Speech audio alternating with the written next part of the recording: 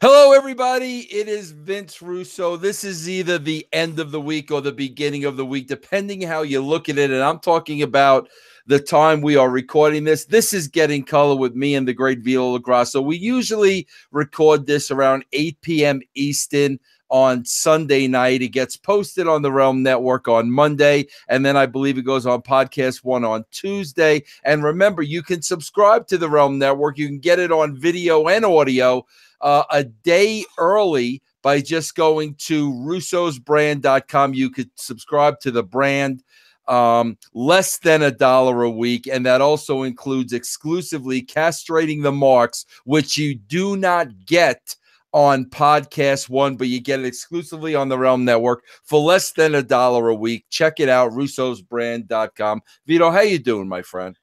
I am doing fine. A variety of hard shots to the body. Enjoyed two great football games today, and I think it was really, really good that I got to do that.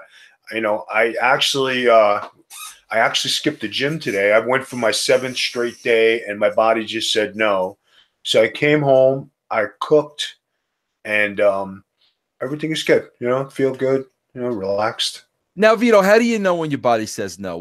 How do you know like it was time to give the body a rest? For people out there that, work out like you and may overdo it and hurt themselves, how did you know?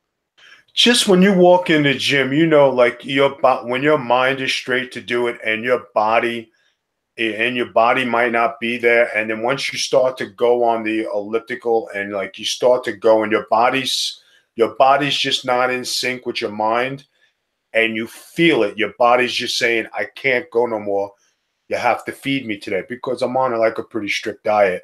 So and I was like, all right, I know. I got off the machine, I got my gear, and I left the gym. And I've been doing that to take care of myself because I know not to push myself like the old days.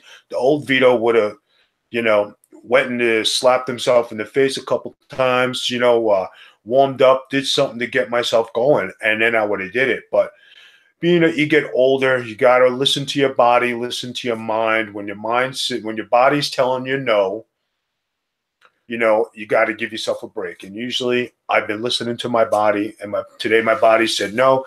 I came home, I cooked. I got some great deals at the store. I got sushi rolls, California rolls with 66 cents a piece. So I brought 5 of those home for the appetizer hour. And then my wife usually likes the bread, Italian bread with the oil and parsley. And then I cooked macaroni with turkey meatballs and broccoli.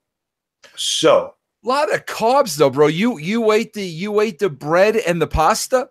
No, I didn't eat the bread. That's the thing. I had the rice. I had like a small bowl of pasta, but I had I'm a big broccoli eater. I like to eat broccoli every day, and I don't eat pasta. I very rarely. Pasta is a no-no in this house. Yeah. You know what I mean? But the turkey meatballs were good. So I got protein from that. The broccoli is good. It's a vegetable. The little bit of macaroni that I ate, I don't ever eat macaroni, and I'm Italian. Probably 10 times over. We just don't cook it here. And the Italian bread was for her. It's just an appetizer because I haven't eaten it. Like I said, 66 cents a roll. And you're like, all right, I'll take some of those home. So it can't be that. Yeah, man, I got anybody out there listening, I mean, you hear it all the time, but this is truth, man. This isn't, I mean, bro, when you if you can, and it's not hard because these are the 2 hardest things to give up. But bro, when you give up, carbs and sugar you'll drop the weight. I mean, it's that simple. I mean, you'll drop it quicker if you're mixing that with exercise. But even if you don't exercise, if you drop the freaking carbs and sugar, you will lose the weight. That's what happened to me, bro. I lost about maybe 40 pounds. I no sugar, no carbs. I just got to the point. I just got tired of not eating what I wanted to eat, It comes to a point like that, especially for athletes, athletes sacrifice their whole life and they try to get their bodies in such prime shape. And when I was in the WWE and I see a picture of me, and I had an 8-pack, and I'm like, wow. I mean, that Vito had come a long way, but the amount of work and sacrifice and years to get that body to that, nobody has an 8-pack unless you're some friggin', sculpted bodybuilder. And there I am. I mean, from the Vito you knew growing up and the Vito who was in WCW to an 8-pack, you're like, wow, that's no body fat, 3% body fat. You really, you're kicking it good. But then as you get older and you're not at that level and you're not at that, you still have the drive and you still have things going on, but you're training, but there's nothing to train for. But I haven't fallen off to the wagon where I used to love to eat, cake and icing and stuff. It's not even in the house. I don't eat cookies. I don't eat cake. I don't eat no junk. I think the biggest thing I have is fat-free pretzels. I have a lot of celery in the house. One of my favorite things to eat, to snack on, is hummus with lettuce in a whole wheat wrap. And that's what I'll have as a snack. And I'll have celery sticks all the time. I'll cook myself broccoli. I'll have my protein shakes. Guys, I know it's regimented, but the old Vito used to eat 4 cans of tuna with mustard out of the can, and that used to be it. You know what I mean? When you're living on tuna fish and protein shakes and a protein ball, I mean, that's pretty stiff. Who was the most what's his name? He had the body. He had the mask. What was his name? Tom Brady does his gimmick. The Patriot. Right. Oh, yeah. Del Wilkes. Del Wilkes, yeah. Okay. If anybody knows Del Wilkes, he had the body to die for, the body you wanted in wrestling. He was a masterpiece. You said, that's what I want. I saw Del Wilkes at a convention, and he had a big shirt on, and I looked at him, and I said, Del, I says, you don't work out no more? He says, Vito, I don't touch a weight. I don't go to the gym. I dedicated my life. He was 300 pounds. Yeah. Have you seen Ahmed Johnson lately? Yeah, he's big boy, bro. Big boy. I'm shocked. And Ahmed Johnson, people, he's another guy who had that body where you said, wow, that guy's an athlete, gifted, look good. And you just like, and it's being an athlete and dedication. And when you don't want to do it no more, guys, you just shut the gym down. And it's no fault on nobody, It's just like, Vince Russo said, like if you want to cut down, you want to do stuff and you want to be regimented, you cut it down. I know there's no bodybuilding, contest when you're a rider, but I know working for Vince McMahon and watching his physique and him looking the way he did, because he always took care of himself, I guess it was kind of imposing. You were kind of in envy of the way he kept his body and the way he looked. Maybe not the other stuff, but just the way he presented himself. He always presented himself good. Now, Vito, even though you didn't go to the gym today, that you don't miss a day of manscaping, do you? No, I hit that today. You see, the face is good. I did my stuff. Bro, go ahead. I was going to say, I found today in Walmart a secret coconut ingredient to whiten your teeth.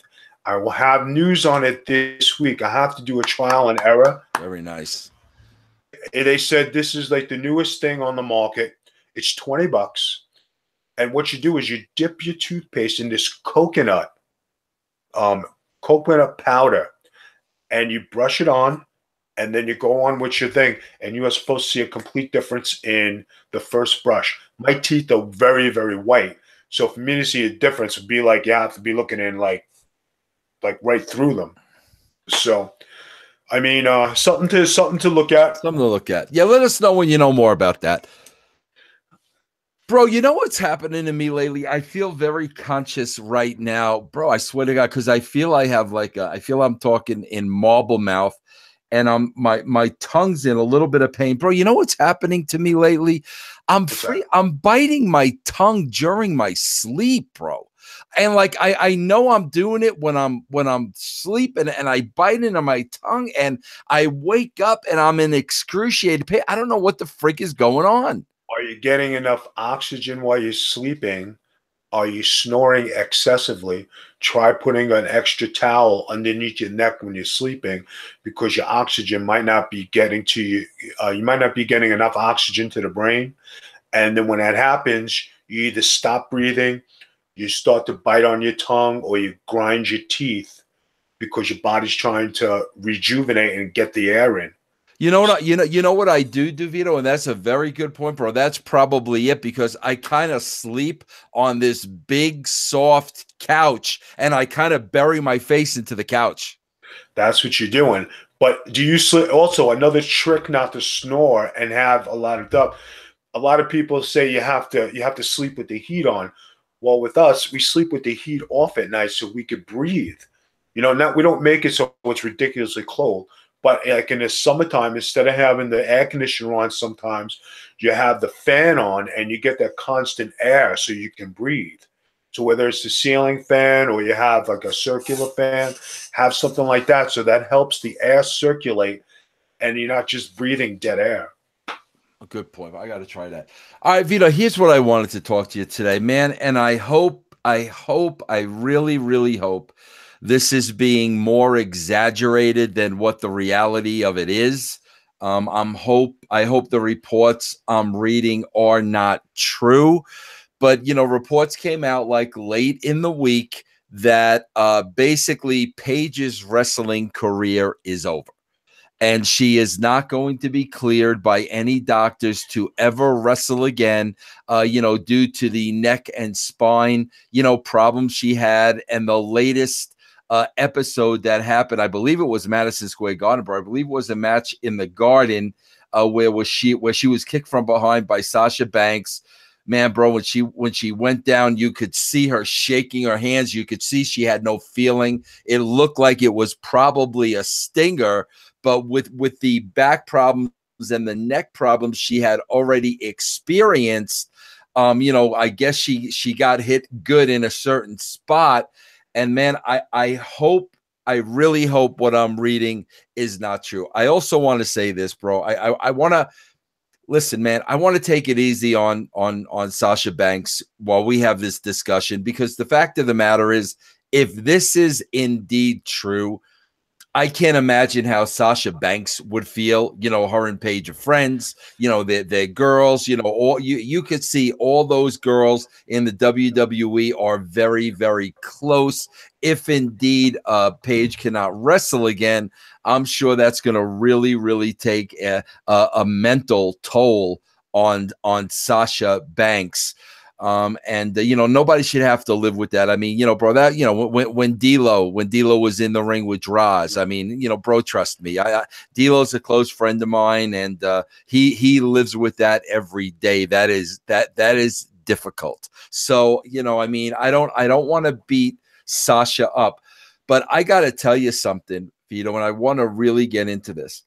There have been two incidents, over the last 2 years where, in this case, if Paige's career has ended, where literally I saw two careers end. And in both instances, I mean, the work part of it was just vicious. It was absolutely vicious. There was nothing fake about it. There was nothing worked about it. It was full bore. And bro, I swear to you, man, when I watched that Seth Rollins Sting match, and he kept throwing Sting with that buckle bomb into the corner, Sting literally looked like a rag doll. And, I was sitting there and I just kept saying to myself, Seth, this is a man in his mid-50s. Now, bro, knowing Sting, Vito, I know Sting is going to stand there and say, I could do whatever you want to do. That's how Sting is. I know that. I know the conversation. I know the man. But, I mean, bro, there comes a time where you got to know. In both cases, in the Seth Rollins Sting case, you got to know this is a 55-year-old man. This is not a 25-year-old man. You also have to know, if you're smart enough, he is going to stand there when we go over this match, and he is going to say, I can take everything. You know how old wrestlers are and how they think, bro. They their minds think like they're 25 years old, but they're not.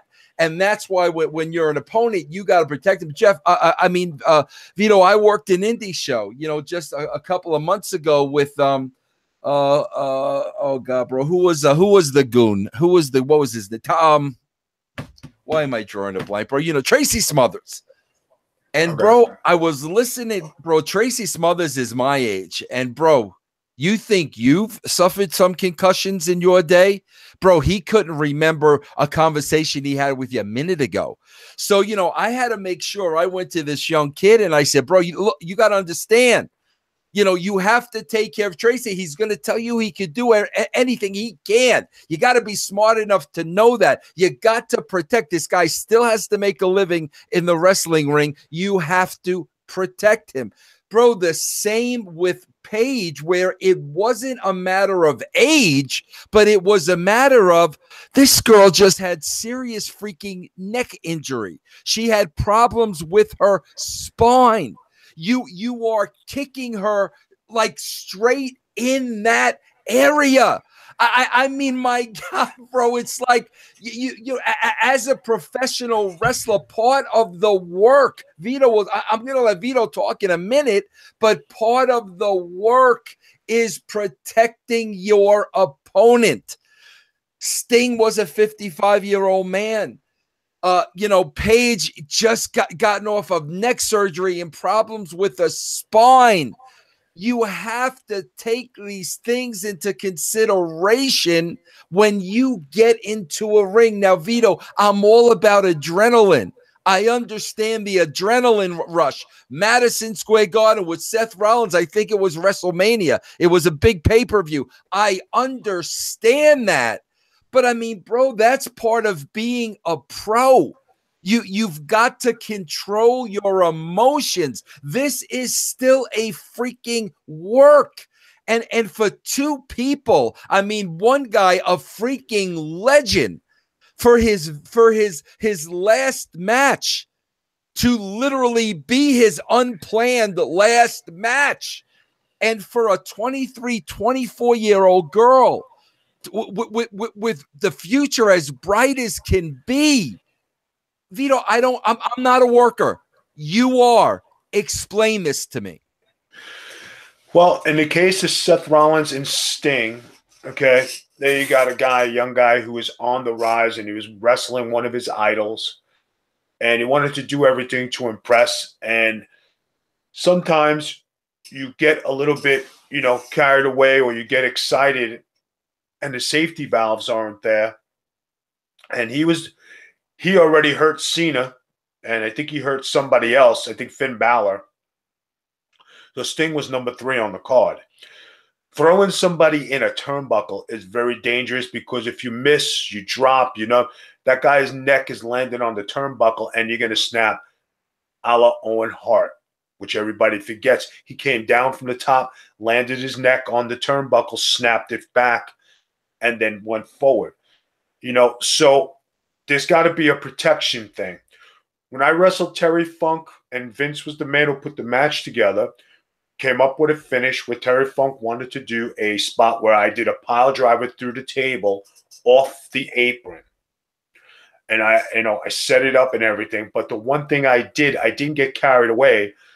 I was a seasoned veteran of 10 years, and I had been working with the top guys in WCW. And the one thing I made sure of, that I was going to protect Terry Funk. We did our match. We didn't talk about everything. But when you see something coming, you're okay to take it. When you don't see it coming, guys, and you actually put your body in somebody else's hands, you got to make sure you carry that guy through to safety. If anybody goes on the WWE Network, look up Terry Funk, Big Vito, you will see that I took him off the apron with me, and we came down. It wasn't where I jerked his body. And afterwards, you could see I checked on him. I covered him. I was happy. Man shook my hand. Not only because he put me on the map, but because, hey, you protected me. Thank you. And the effects of Sasha Banks and Paige, guys. The thing is, you could take bumps and you could protect yourself if you see it coming.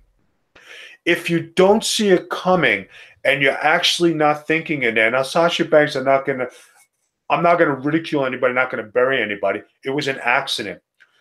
But an accident where you could learn from. If you know somebody has a neck and spine injury, you don't kick them full force in the back to where they don't know when it's coming because you can't protect yourself. If Paige would have spun around and took the kick to the chest and took a flat bump, we wouldn't be having this conversation. But when you wiggle and you have the shakes and you're trying to get that stinger out of your neck, it's scary.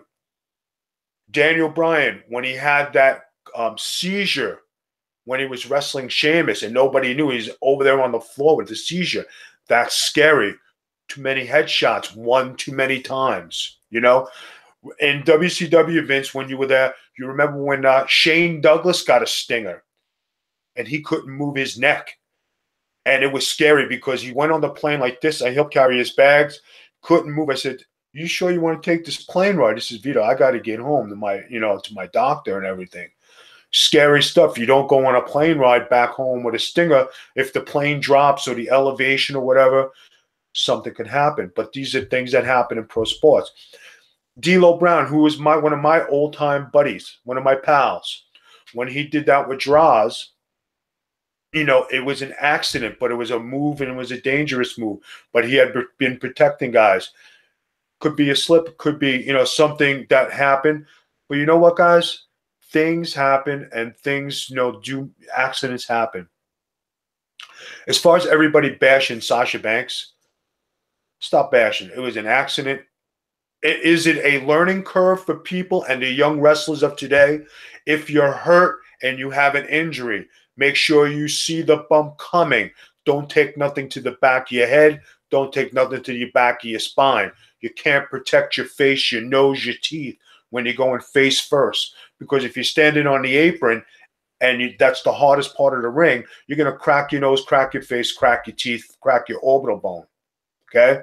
When you're in the middle of the ring, you have a better chance of protecting yourself because there's a softer mat. But never take a blindsided hit, guys, especially when you can't see it or you don't know when you're standing there. But Vito, let me ask you this. Listen, I don't know Sasha Banks from a hole in the wall. Sasha Banks does not come across as a stupid person. Okay. And listen, we know it wasn't done maliciously. It wasn't done on purpose. However, Vito, right. I mean, I want to look at this whole scene. And the reason why I'm looking at it is because we can't allow things like this to happen. We know the history of Paige. We know she's just come back to the ring. We know it's neck. We know it's spine. We know all these things as her opponent going in. The back is turned. Okay, perhaps that was the planned spot. Perhaps it was. It looked to me like that was the planned spot, which I don't work or no work. I don't know why you would plan. And listen, if this was a planned spot, this is definitely on the agent first and foremost. Why are you kicking a girl in the back, work or no work, that has spinal freaking problems? That's ridiculous. But it looked like, she purposely turned her back and was starting to sell to the crowd. It looked like it was written that way. I don't know that for sure. But number two, Vito. Sasha pulled nothing. I mean, it was a full on as hard as she could. And I guess that's the part I'm having trouble with, Vito. This is a work. And I understand. Bro, I think it was the Garden. Okay, bro, it was the Garden. You're young. It's an adrenaline rush. I'll give you every excuse in the book. But at the end of the day, bro, these are things that at that level, accident or no accident, professionals are not supposed to be doing. But Vince, you just hit the nail on the head here. You can't put 100% blame on Sasha Banks because as a company and as an agent and as the medical team, they should have Paige's health at the utmost importance, especially if they know that she has these injuries. So we can take this one step further. Okay, maybe Sasha did kick her too hard, but the agent who did the spot, wouldn't he have had thought that this would hurt her, or wouldn't he have thought that this was going to be a dangerous move, especially to a kick to the back, kick to the neck? Whether you think that or not, why take a chance? Because they weren't thinking, and the agents don't think that any kind of injury is going to happen when they put these spots together. But as somebody who has worked and somebody who has done some agenting, you always look after the guys. You always try to protect the guys and make sure they do safe things. You try to. It's not inevitable that everybody's going to come out, cookie cutter clean. But with that particular thing, being that it's the number one company in the world, with the number one sports medicine place, with the so-called number one concussion place, the so-called number one agents, the number one company in the world, why weren't they thinking of her health when they did that spot? You can't give Sasha Banks all the fault in the world. Yeah, she probably did kick her too hard. Okay, we'll give it 50. But the other 50 is the agents and the creative team, and the other part, the office, for allowing that spot to happen and not protecting their money ball player. And Paige is their money ball player. They did not protect her. Vito, were you ever in a spot? Now, listen, there's a difference, bro, between giving a guy a receipt. Yeah, a guy stiffs you and you're sending a message. I mean, there's a difference there. But I'm talking about throughout your entire career, bro, at any level. Did you ever find yourself so caught up like in the emotion of the crowd and the event and the match where, you kind of lost it for a second and where, you mentally like forgot, okay, like this is a work and this is a show and I need to control everything that I'm doing? Did that ever happen to you, bro, where you got so caught up in the moment that you let it get away from you for a minute?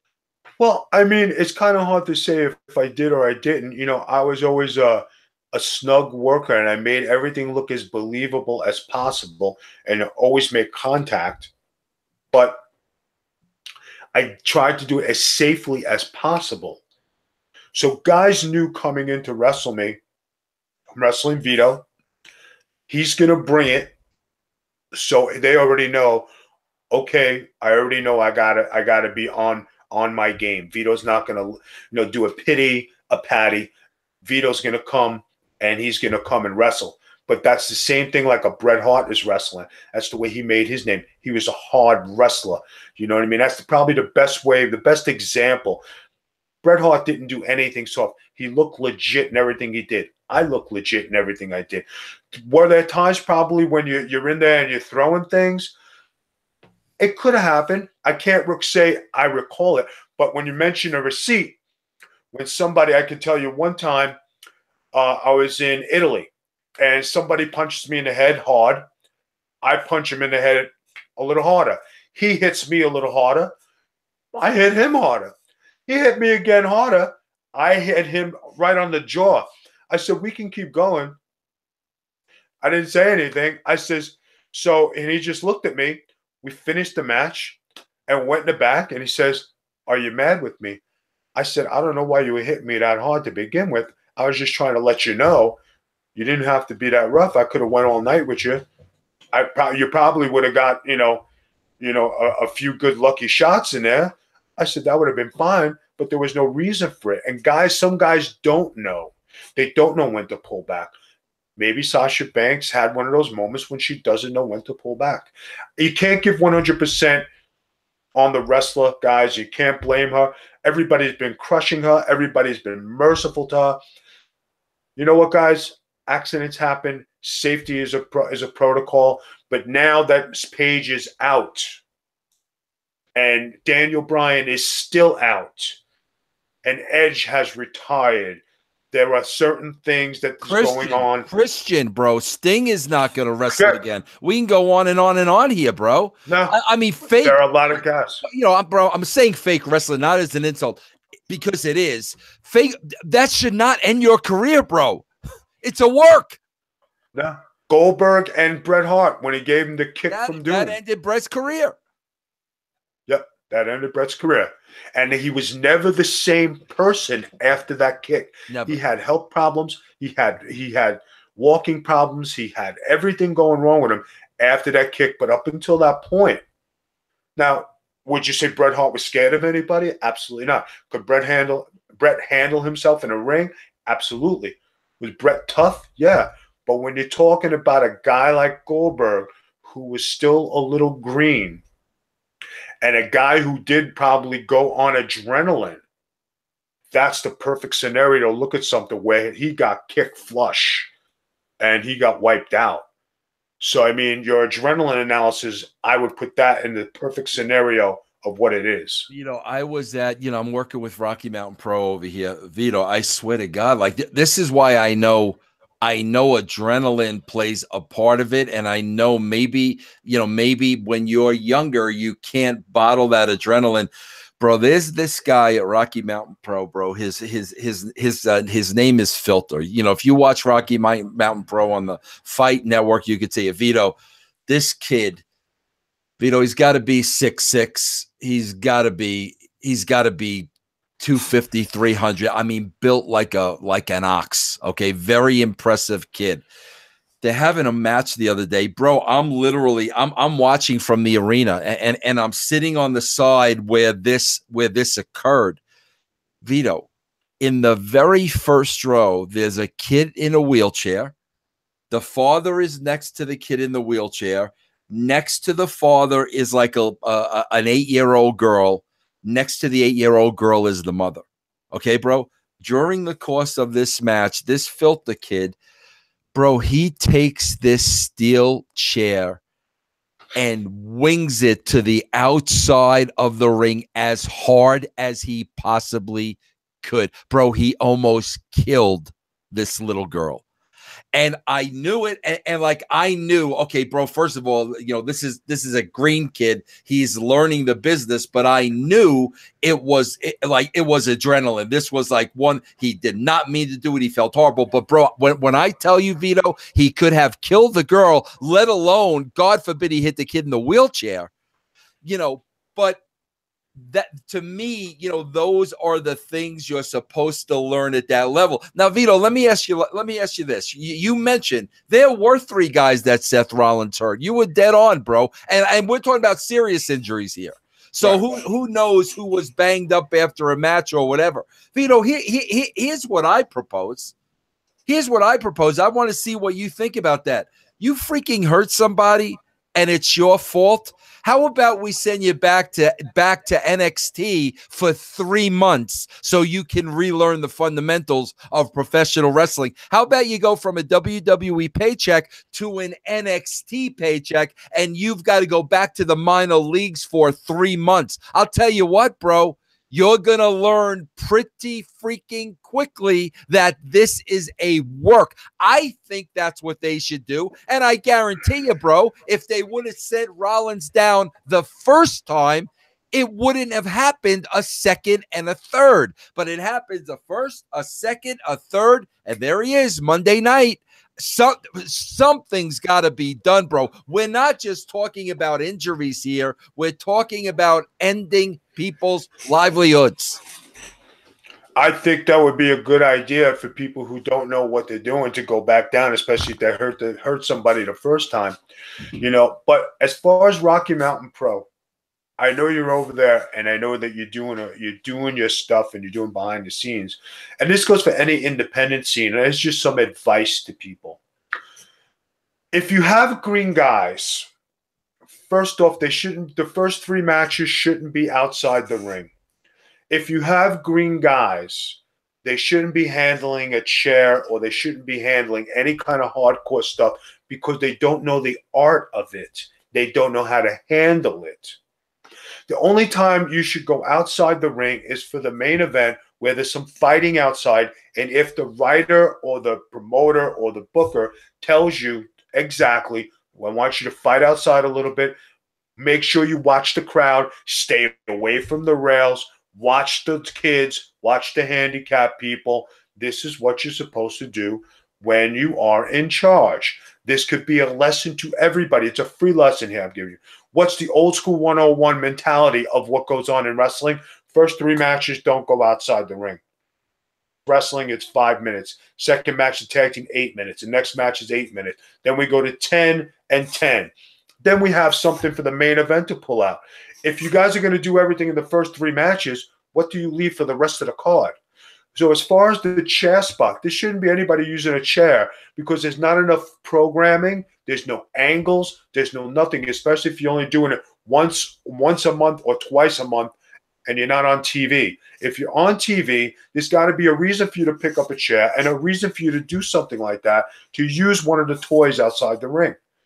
So when you get that mentality, there should be somebody there to teach you how to use it and somebody to teach you when to use it and where to use it. These things are not taught no more because the veterans of today are put on the side and it's cost cutting, and they don't, and a lot of people don't want to hear the old school mentality. They want to hear about the guys who did it and made money. They want to hear from the guys who never did it and never made no money because they think it's a free-for-all, and it's not. And if you have to follow directions and rules, half the locker room will walk out, well, I can't do this, and Vito's going to be, yeah, but this is the way you learn because this is the way I learned, and look what I did in my career, along with the other guys who came up with me, and look what they did in their career because they followed the same formula. And as Johnny Rod said, you follow the same recipe. It's the same wrestling for everybody, but everybody's got their own mentality. But there's one way to wrestle. Vito, how would you handle a guy that on 3 different occasions seriously injured somebody else? Whether he was a main eventer or not, how would you handle that if that's your promotion? Well, I would definitely I'd have to bring him down off the card. I'd make him do opening matches. And I'd make him show me that he can be safe and take care of the lesser guys. Case in point, remember when Saturn fought Mike Bell, and Mike Bell messed up a spot, and Saturn beat the living crap out of him. He didn't take care of an enhancement talent. Enhancement talents make mistakes. Saturn took, liberties with the guy, beat the hell out of him. So the office gave him a stupid gimmick and made him look like a joke, right? But nobody takes that same mentality. You have to bring the guy back down to reality and say, okay, listen, you can't handle the main event. Things are happening. We're going to bring you back. You're going to open up the card every night, and we're going to see how you do for a couple months. And then we'll think about maybe bringing you up to second or third match. You have to do this, guys. You have to show them that there's one way to do it. You have to show there's an authority there. Somebody's willing to teach you, somebody who knows the tricks of the trade. There also should be somebody who goes over the matches like agents before every show, which at a lot of indie shows, there are no agents to teach these guys and have ring time. Everybody shows up, they get their gear on, they go wrestle. What happened to getting there? What happened to warming up in the ring and stretching and working out, going over your matches with your agent, putting together your match, warming up again, doing your match, coming in, shaking hands, go take a shower, go on the road. Nobody did that because everybody does a superstar. Vito LaGrasso, every single night I went to the ring. Every single night you saw me doing squats and push-ups and loosening up and stretching. RVD is another guy who stretched phenomenally. Chris Benoit was another guy who stretched and worked out. There are plenty of guys out there. John Morrison, Bobby Lashley. Just to name a couple of guys when I was there who we used to amateur wrestle before to loosen up. And it wasn't where there's no pancaking, no slamming, just good old-fashioned wrestling where we got into moves, and as soon as somebody had us, we tapped, and that was it. A takedown was a score, and then the next guy went. It was all done safely. When I was in Florida and I was training, I had one guy train with me. His name was Mike Cruz. He was my training buddy. He was an amateur wrestler. He was 170 pounds, I give him, right? But he would get in there. I said, you ready? He goes, I'm ready, V. We go in there, and I say, okay, people are in the building. make it snug. We would amateur wrestle and work up a sweat for 20, 30 minutes. That's before we wrestled. Then do the squats, push-ups, go in the back, shower, get dressed, then go do your match. But I never wrestled Mike Cruz on a card. He was always my training buddy. Got to have this way, guys. Repetition is key. Working out is key. Working on your craft is key. If you don't do this, you're never going to get better. Vito, I got to tell you something, man, and I'm embracing this now, and I even had the beautiful Miss Chantelaire. You know Miss Chantelaire. Yeah. I said to Miss Chantelaire, I said, Miss Chantelaire, honey, darling, I said, you know what I want you to do for me? I said, I want you to get an image of a dinosaur. And I want you to put Vince Russo's head on the dinosaur, because all these people, bro, they call me a dinosaur. Like that's their shot at me. You're a dinosaur. Let me tell you something, bro. I embrace being a dinosaur, and I enjoy being called a dinosaur, because let me tell you something, bro. When we talk about back in the day, let me tell you a little something about back in the day, bro. There are 3 things I will tell you about back in the day and why I wear the honor and the badge of being a dinosaur proudly. Here are the 3 things, bro. I'll tell you right now. Vito, tell me if I'm wrong about any of them. Number 1, the boys were safer. Right. Number 2, I promise you, during the Attitude Era, the boys were making a hell of a lot more money. I promise you. And guess what, bro? Number 3, a hell of a lot more people were watching. So you can call me a dinosaur all you freaking want. I revel in it. I love it. I'm proud of it, because at the end of the day, this is the wrestling business, and you're supposed to be safe. You're supposed to make money, and you're supposed to draw an audience. Those are the 3 things you're supposed to be doing. Somehow or another, this has become a semi-shoot where guys are hurting each other, making less money, and nobody's watching. But yet, guys like me and Vito are the dinosaurs. What do you care to say about that, Vito? There are no dinosaurs in wrestling, guys. Just guys with experience who've done it and made money in wrestling. And the reason why we're dinosaurs in wrestling is because we stuck it out, and we're at this point where we're actually podcasting right now. We are the guys with the experience. We are the guys with the know-how. Okay. Now, if you want to go and listen to somebody else who wants to give you some tips on how to make it to NXT, WWE, TNA, Ring of Honor, ABC, DFG, HIJK, you go ahead and listen to the amateurs. But what about listening to the guys who are the pros, the guys who made it to the WWF, to Carlos Colon, to Memphis, Tennessee, to All Japan, to NOW, to World Japan, to ECW, WCW, TNA, the WWE, the NWE, all the overseas, went to US to All-Star in England, went to every federation you could possibly go to on the major circuit, and you want to listen to some amateur guy in an amateur wrestling place on the indies instead of listening to the guy who could tell you the secrets on how to make it. There's something wrong there, because if you don't want to listen, do you know why? Vince, I'm going to tell you why. They don't want to put in the work. Shortcuts. Shortcut. They want to take shortcuts. It's all about taking shortcuts, bro. Absolutely. And they don't want to put in the work that's needed, because it's training, guy. Vince Russo could tell you. He saw me train. He saw Vito. He saw the raw Vito. He saw hungry. He saw never intimidated. He saw the man there just went, and I had no wrestling background. I was a basketball player. And there I was fighting and fighting and fighting. And until one day we saw, okay, this is the real deal. When Vito said, and this is a famous story, Vince Russo was ringside, wrestling there in front of people. We're doing our thing at Johnny Rogers School, and what happens? Guy was trying to embarrass me. Larry DeGaris, he's my buddy, and I appreciate everything he did for me, because he taught me how to wrestle. But he was trying to make a point and trying to make me look the fool, and Vince was standing there. I got up on my own accord, and I slapped him so hard, the whole gym stopped. Everybody just waited. And I looked at him, and everybody knew, well, when Vito wanted to get up, he'd get up. I got back down on all fours. We continued to wrestle and never said a word.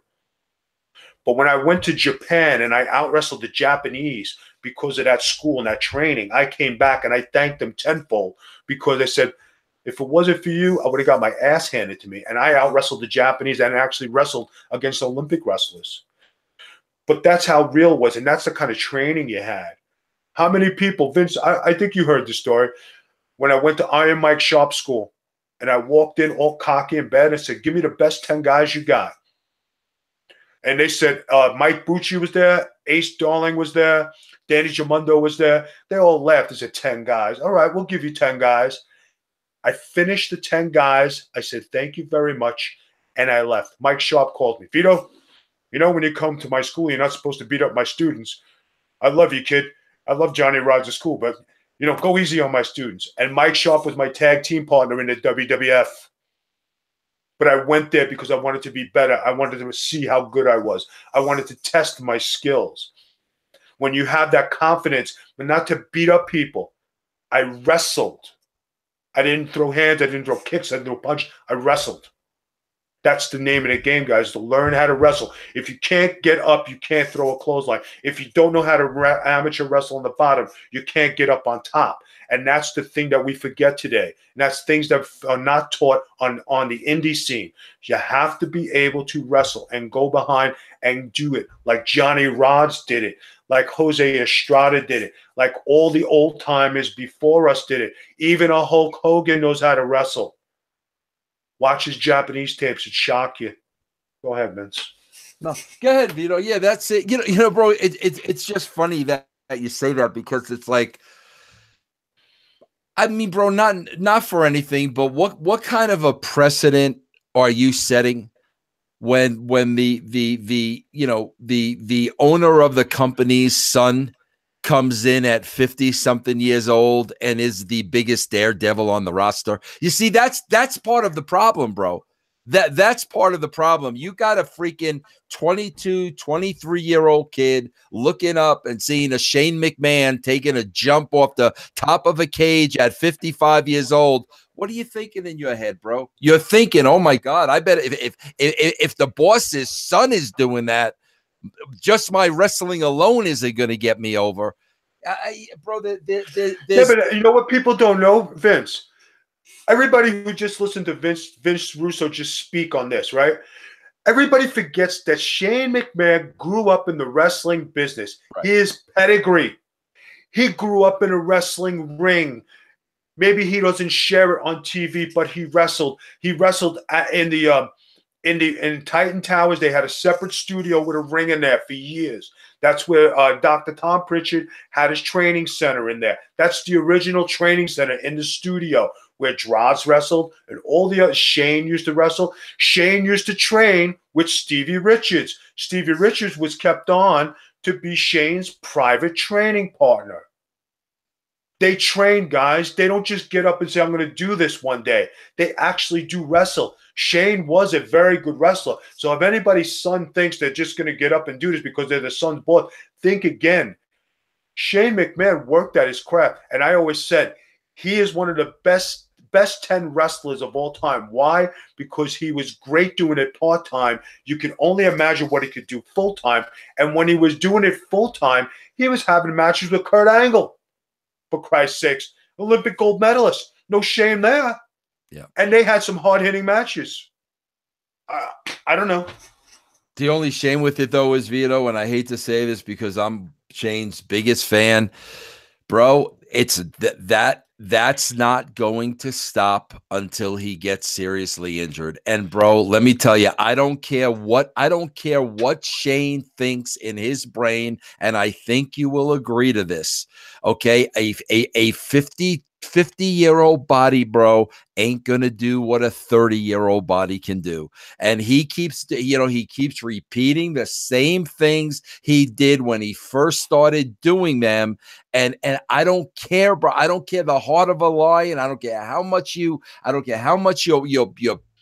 training. I don't care. Your body has slowed down. It's freaking mother nature. And that's the thing that breaks my heart too, bro, because the more and more I see him do this, even if it's only once a year, you know The only thing that's going to stop him is that one big injury. And I think that's unfortunate. No, it is. And guys out there, you know what?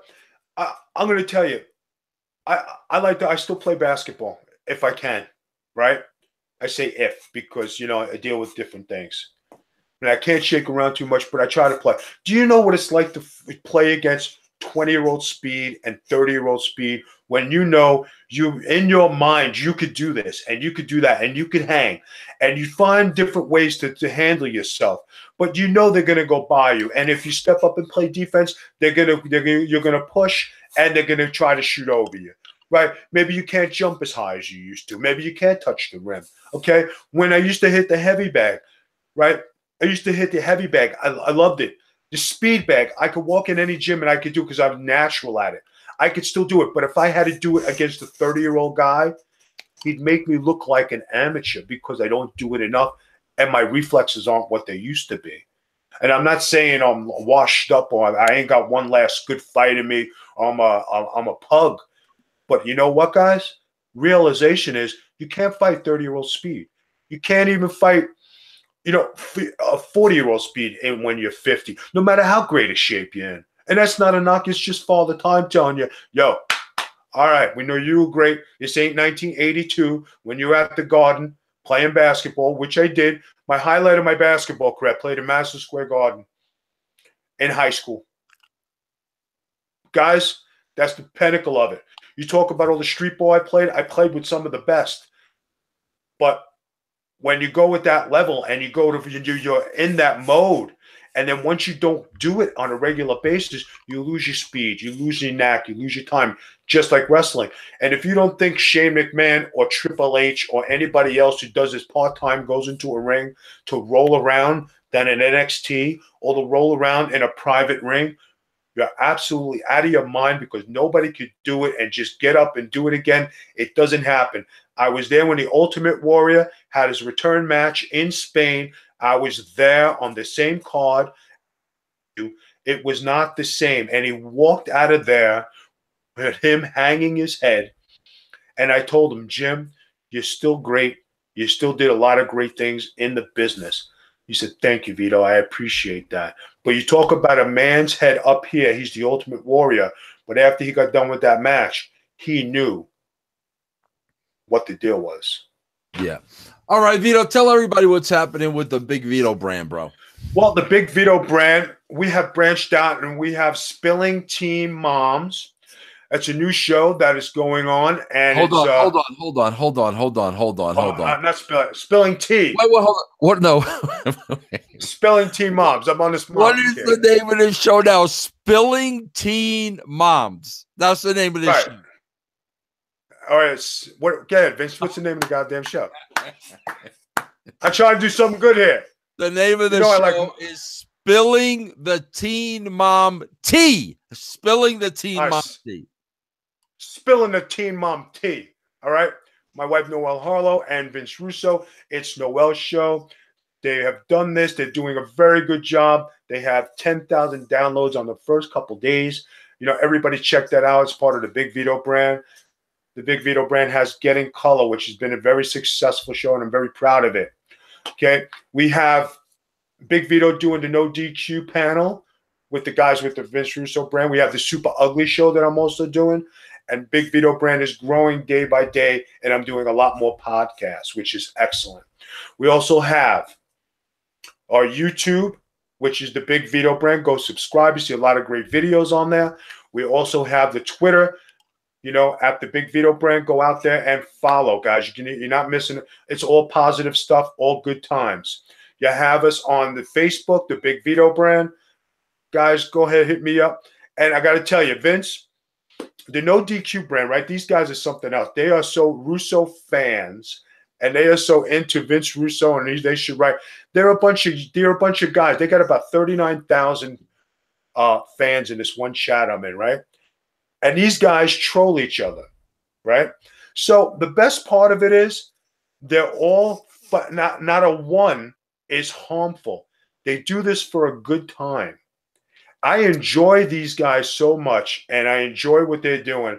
And they, It's good. It's refreshing to know that you could joke with people and everybody's on the same page. The Super Ugly Show, they want to try a new concept. They're with the Vince Russo brand. They want to try and have a format, and they want to try and to advance themselves. A lot of people who are doing things, they want to advance themselves. Guys, it's good to advance yourself. Anybody who comes under the Vince Russo brand, you want to advance yourself. If you come under the Big Vito banner with the Big Vito brand, that's great. We're going to try to help you and help you advance yourselves. And of course, we have ProWrestlingTees.com/the Big Vito brand. Everybody come out, try to grab a t-shirt, collar and elbow. We're sponsored here. Use the code word Russo or use the code word Big Vito. And then, Valentine's Day is coming up, guys. I have my Amazon list up. It will be nice to hear from you. The gifts aren't expensive. I don't take any money. I don't do anything. But show the love. Everything is cool. Vince, I think I hit it all. I want to remind everybody, too, that Arrow Lucha has a couple shows coming up.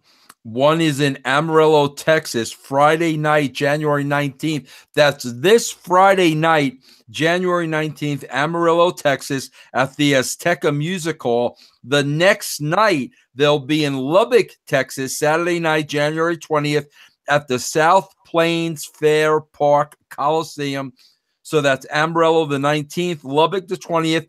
Tickets for both January Arrow Lucha live events start at $25 and are on sale at arrowlucha.com and will be available the day of the show at the venue box office. Check out Arrow Lucha, AROLUCHA.com, Arrow Lucha. Support Ronnie and Donnie Harris. They're really good guys. That's it, Vito. Bro, is the Royal Rumble next weekend? I think so. So if it is, we will be doing a Royal Rumble review this time next week, right? Okay. If you want to, that's good. That's good. Yeah, we'll cover the Royal Rumble. That's it, everybody. Tomorrow I have That's Life, which is the one show of the week every week where we just talk about life. Just talk about making yourself a better human being, a better individual as we go into 2018. That's it, everybody. Follow us on Podcast One. Follow us on the Realm Network. You want to sign up for the Realm Network, just go to russosbrand.com. We'll see you tomorrow. Same bat time, same bat channel.